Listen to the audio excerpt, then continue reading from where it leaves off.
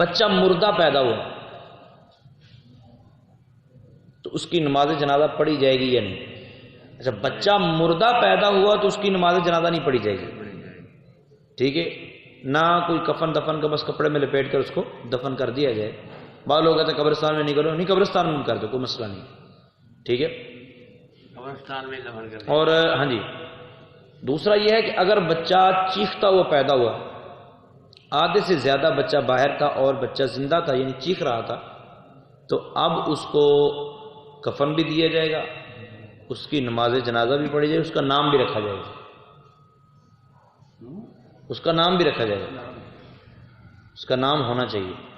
اور یہ جو مردہ ہوا ہے اسے کفن نہیں دینا؟ نہیں، اسے کفن نہیں، اسے صرف کپڑے میں لپیٹ کر، اسے ویسے ہی مطلب ہاں جی۔